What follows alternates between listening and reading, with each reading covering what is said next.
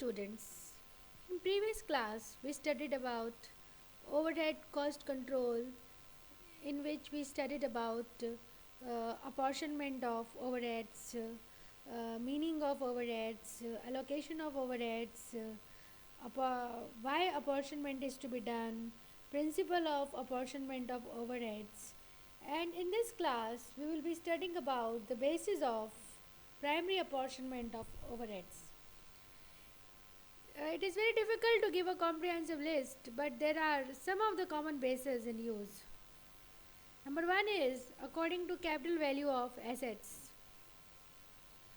Under this method, the capital values of the various assets in the cost centers are used as the basis of apportionment. This method is applied to items of expenses like depreciation of plant and machinery and building, insurance on building, plant and machinery, preventing maintenance cost, etc. Number two is according to area occupied.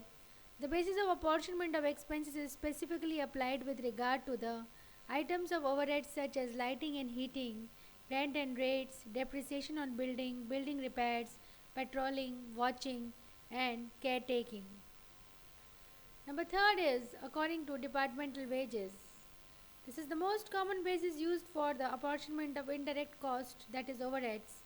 The items of indirect costs are distributed amongst the various departments or cost centers in proportion to the direct wages of these departments for the corresponding periods. This method is simple to operate and is applied generally for apportionment of all such items of overheads for which no other method is found suitable. It is, however, advisable to use this method only where the manual operations are significant. Number 4 is according to number of workers. This method is less accurate than the direct wages method and labor hours method and is more arbitrary in nature. However, it can be safely applied where incidence of cost depends more upon the number of workers employed, such as welfare expenses, medical service, canteen, pensions, recreation, personnel department expenses, time office expenses, etc.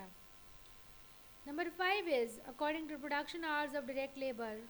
This method is more or less similar in its effect to the direct wages basis, where the expenses to be apportioned are distributed in proportion to the total number of labor hours paid for in each department or cost center.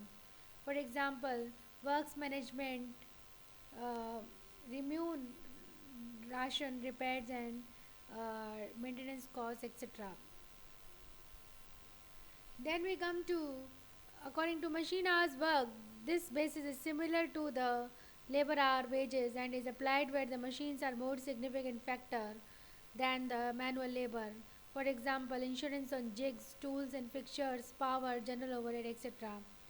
According to kilowatt hours, this basis is specifically applied to apportion electricity charges and powerhouse expenses, etc. Then last is according to technical estimates. This is a method which is used in special cases where none of the above methods are applicable. Under this method, technical experts carry out an assessment of the equitable portion in which these expenses should be shared by the departments or cost centers concerned. For example, fire prevention, oil and grease, stream, water without meter, internal transport, etc. Then, uh, as the primary apportionment is between production departments and service departments, and the expenses of service departments are ultimately borne by production departments. So, the total expenses or total overheads of service departments are to be reapportioned, or we can say there is now secondary apportionment of service department overheads. So, service department overheads are like personnel department. Then it is to be distributed on the basis of rate of labor turnover or number of employees in each department. Repairs and maintenance department, number of hours worked in each department. Timekeeping department or payroll department, this is on the basis of number of employees or total labor hours or total machine hours. Stores department, this is on the basis of number of requisitions or value of quantity of materials of each department. Internal transportation, on the basis of value or weight of goods transported, distance covered, etc. Then on the basis of powerhouse, kilowatt hours. labor welfare, number of departmental employees or total wages, drawing office, number of drawings made or man hours worked. So these are the bases on which we divide the expenses of service departments to production departments. Then we come to another topic, treatment of inter-service departmental cost. In apportionment of the service department overheads or the production departments, difficulty generally arises where a service department rendered service not only to production departments but also to other service departments. For example, powerhouse supplies electricity not only to production departments but also to canteen, maintenance, and other departments also. It is therefore necessary to use a method by which expenses under each service department are ultimately fully written off to all production departments. Then, the main methods normally adopted to deal with inter-service departmental cost are: number 1, simultaneous equation method; number 2, repetitive distribution method; number 3, ignoring inter-service departmental transfers; number 4, step ladder method; and number 5, trial and error method. Of all these four methods, five methods we can say, the first two, that is simultaneous equation method and repetitive distribution method, are purely of academic nature, which can be used only where number of service departments is not over 2 or 3.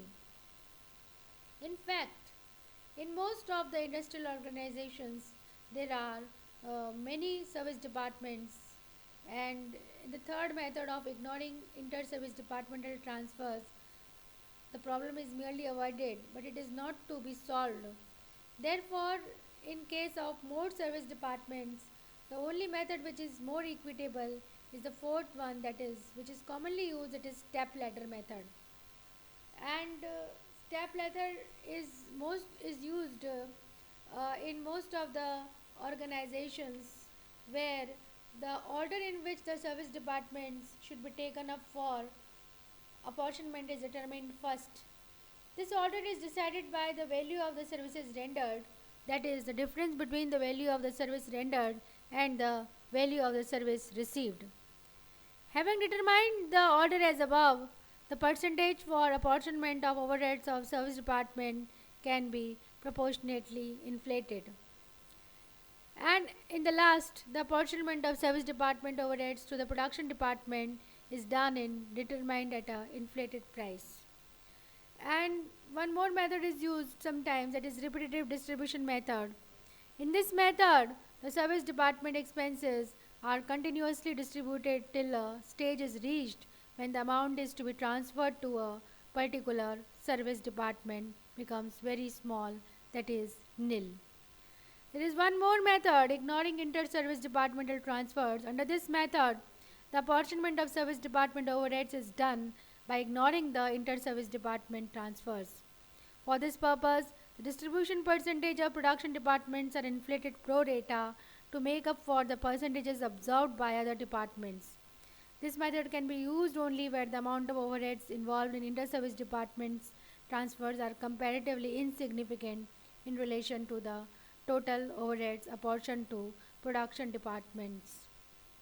So, in this class, we studied about, first of all, the basis of primary apportionment of overheads. We discussed many bases like uh, according to capital value of assets, area occupied, departmental wages, number of workers, production hours of direct labor, machine hours worked, kilowatt hours, and according to technical estimates.